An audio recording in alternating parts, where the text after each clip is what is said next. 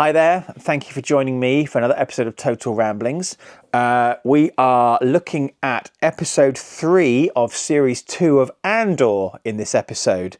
The episode is called Harvest, and it is the last of the first block of 3 episodes that Disney Plus have loaded up.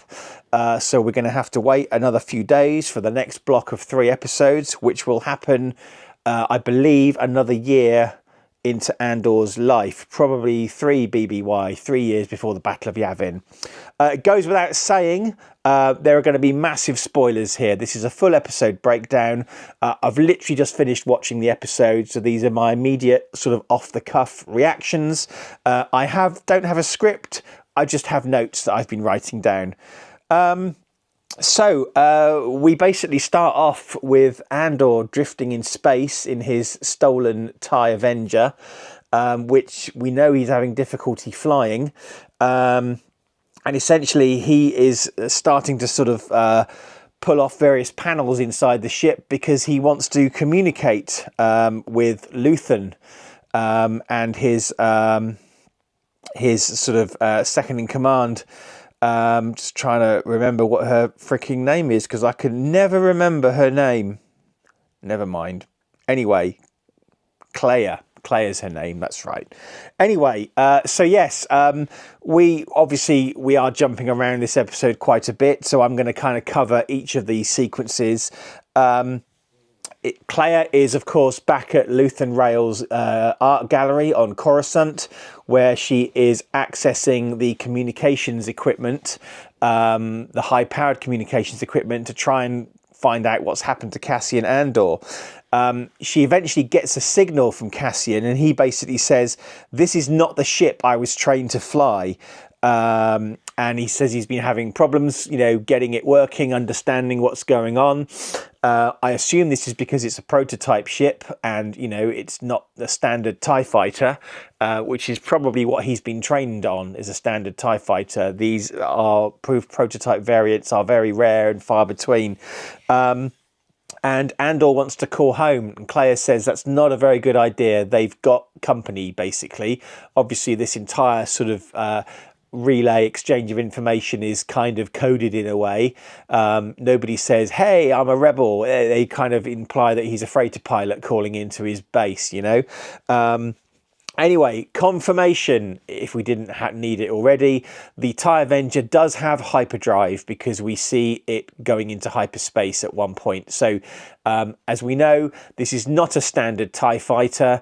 The TIE Avenger in the TIE Fighter game from the 90s was the first TIE fighter with hyperdrive. Actually, I think it's implied that Darth Vader's TIE fighter, the TIE Advanced X1, has hyperdrive. And probably the TIE Inquisitors have hyperdrive. But this is kind of like the first, meant to be like the first mass production TIE fighter.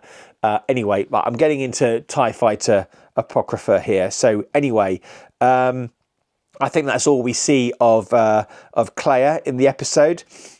Simultaneously, we have a scene with Cyril and Dedra in their very nice apartment with a lovely view on Coruscant, and they are getting ready, getting dressed in a very slightly tense atmosphere because they appear to be having a fondue party where Cyril's mother, Edie, is visiting and meeting Dedra Meero for the first time. Some quite sort of amusing, kind of funny scenes watching these two kind of play house, if you like. Dedra clearly bored by Cyril's mother. We know that Cyril's mother is very overbearing, overpowerful. He's kind of scared of her. He doesn't really like her. There's some very kind of stilted conversation as they have their fondue party. Cyril's mother is not terribly refined in how she eats. Dedra discusses a bit of her background, says that her parents were criminals. She was raised in an Imperial kinder block.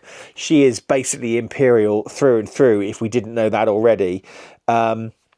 Cyril kind of goes off and just kind of throws himself on the bed And Dedra and Edie have a very frank discussion, and Dedra says this game ends now, and basically you can kind of have access to Cyril a couple of times a month, but your access is inversely proportional to the amount of stress that you cause him. In other words, back off, don't be weird, stop being, you know, the mother that you've always been. And we kind of see Cyril kind of collapsed on the bed. He's had enough. And then it seems that Dedra and Edie are maybe getting on a bit better. Dedra says, oh, your son's been promoted twice. He's clearly moving up the ranks, you know. And are they getting along now? It's probably just a matter of sort of convenience, really. Dedra's kind of laid it on the line. And the mother's going to have to kind of deal with that, I think, essentially, if she wants to kind of carry on meeting her son.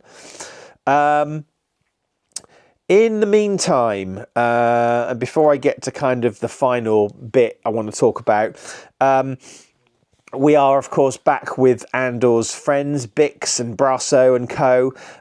We see them in a big sort of communal meal. I quite liked the bit. Anyway, basically, again, things are getting a bit tense here as well, because the Imperials are doing their census and they're due to check this particular farm area next.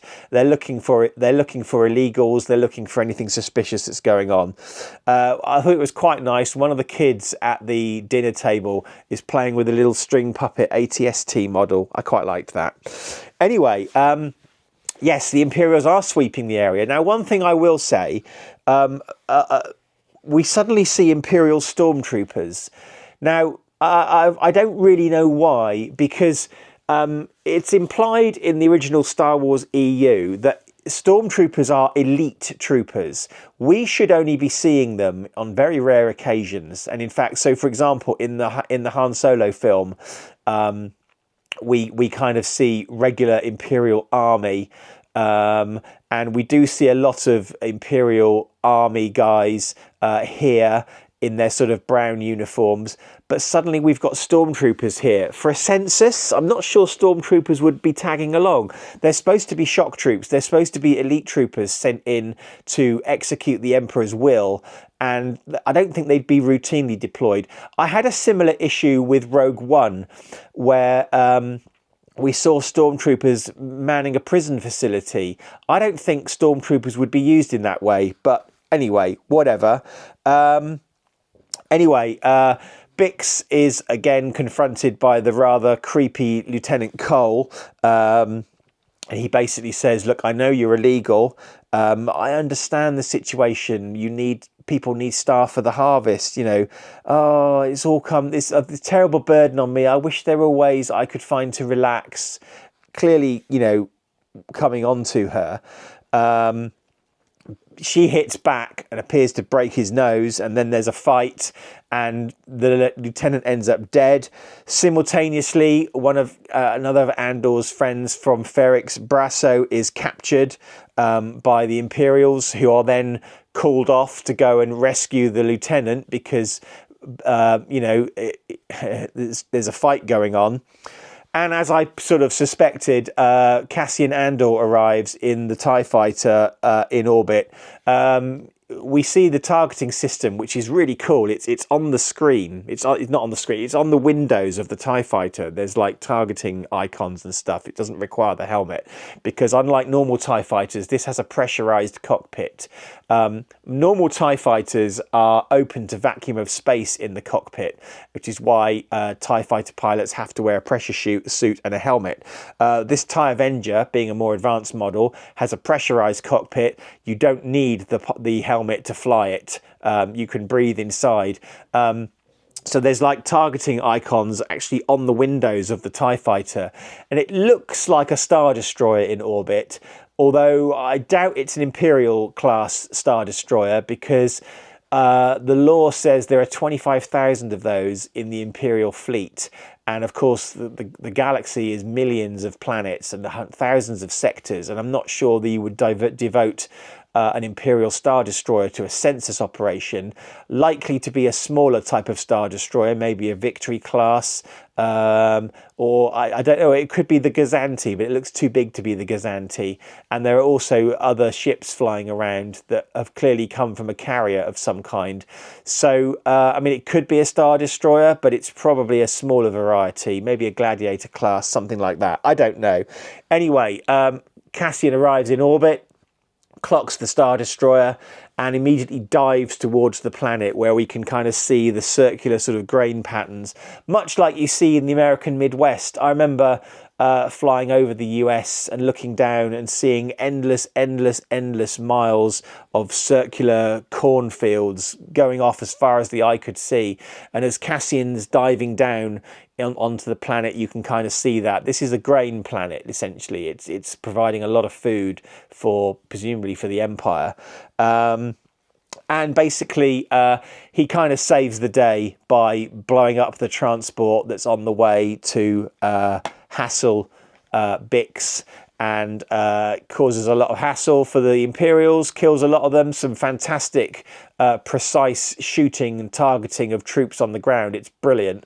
It's like an Apache gunship helicopter taking out targets individually. It was a fantastic scene. And basically, Brazo is dead, and he picks up two of his friends. And I've noticed for the first time, didn't notice before, there are a couple of jump seats in the back of the TIE Avengers cockpit. So this is a much larger kind of cockpit than you would normally see in a TIE fighter. It's kind of elongated. As I say, it's got an atmosphere. There's a couple of jump seats in there for carrying passengers. And Cassian escapes the planet. But the main kind of storyline that we keep kind of coming back to is the situation with Mon Mothma on Chandrila. And basically it's the day of Leader's wedding to Skulden's son. Is it Stocken? Is that his name? Something like that. And basically, she kind of says, because this is an arranged marriage, and obviously Mon Mothma is feeling very guilty, the fact that she's kind of, as I've said before, had to sacrifice her daughter for the sake of the rebellion, if you like, to cover up financial improprieties. She says, look, you can back out of this wedding if you like. Anyway, that doesn't happen, and the wedding ceremony goes ahead, and we see this very intricate traditional Chandrilan wedding ceremony with people performing certain roles and what have you. Later, we see a Chandri Merle statue unveiled, and there's a very nice reference here to the Rakatans, who ruled the galaxy a long time ago, long before the Republic. The Chandri Merle statues, there were 12 of them, and they were stolen 25,000 years ago by Rakatans, and this is like the 9th one to have been returned or something like that. It's interesting. 25,000 years ago, 1,000 generations, the Jedi were said to have kind of established peace and order through the galaxy. So 25,000 years ago would be about 1,000 generations. So this presumably, this theft by the Rakatans presumably happened at the end of the Rakatan Empire and before the Republic kind of came to power, with the sort of Jedi enforcing the peace, so to speak. I just thought that was nice kind of, timing. Mon Mothma has a meeting with Tay, and Tay implies that he's getting very close with Skulden, the slightly dodgy criminal / crime lord to whom Mon Mothma's daughter is now married. And Mon is obviously getting concerned about how close they're getting, because essentially, she's used both of these guys to cover up financial improprieties in order to sort of pay for the rebellion, essentially. Luthen wants something done about Tay, and Tay is one of Mon Mothma's childhood friends, and she's like, I don't really understand what you're saying, although she clearly does. Luthen wants him gone. He wants him taken care of. And we kind of have these frantic scenes of, there's like a disco kind of party at the end, kind of like releasing all the tension of the last few days of this very intricate wedding process and ceremony. And you see Mon Mothma drinking heavily and kind of throwing herself into the dance. whilst we're kind of interspersed with scenes of Tay leaving in a sort of aero shuttle car thingy. Interestingly, the driver of the taxi, is played by Varada Setu, who is, of course, Belinda Chandra in the latest series of Doctor Who. So she's having a hell of a year, isn't she? Brilliant. Anyway, Tay is leaving, and I think the implication is that he's going to be taken out. He's going to be killed, removed from the scene, and Mon Mothma is drinking and dancing and throwing herself into the festivities to kind of forget about that. So yet another sacrifice she's had to make for the sake of the rebellion and restoring democracy to the galaxy is that she's had to give away her daughter, and now she's had to have her best friend killed. That's the implication I'm getting from it anyway. So yeah, there we go. Another strong episode. Couple of shots as Tay was leaving in the car and as Andor was leaving the planet's surface. I thought some of the CGI looked a little bit like it was an old superimposed shot with the film background. I don't know if anyone's rushing the effects here, but I mean, this is a minor thing. From a plot perspective, you know, we see everyone being squeezed on every angle by the Empire, the very existence of the Empire. You know, it's just kind of obviously a very tense situation. No one's able to kind of get on with their normal lives. People are having to make sacrifices in terms of friends, family, integrity. Luthen Rail, as his excellent speech in Series 1, you know, he's sacrificed his own integrity and honour for a future that he knows he'll never see. And, you know, it's obviously getting to everybody, but there are massive things at stake here. So, some interesting sort of scene building here with Cyril and Dedra. Yeah, that's the end of our first block of 3 episodes. So Andor Series 1 kind of tended to have this cycle of 3 episodes, and then we would kind of move on to the next kind of scenario. This one is going to be the same with, I believe, the next set of 3, which should be released next week, will be yet another year further on into the life of Cassian Andor.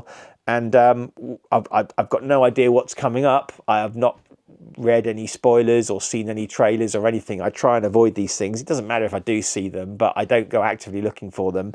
So yes, another excellent sequence of 3 episodes.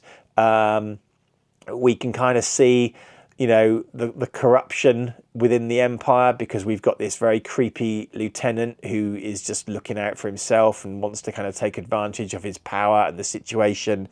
And there's a plane flying over very low, and it's quite loud, a little one.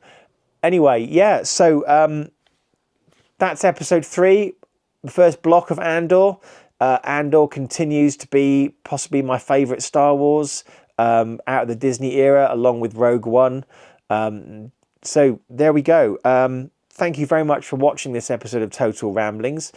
Please join me for the next episode. Don't know what that's going to be. Could be more Andor, could be Doctor Who, could be something else that I do in the meantime. I just don't know. But thank you very much for watching. Please do the usual YouTubey stuff, like, comment, share, subscribe, etc, etc, etc, etc, etc. And I'll see you next time. Bye bye.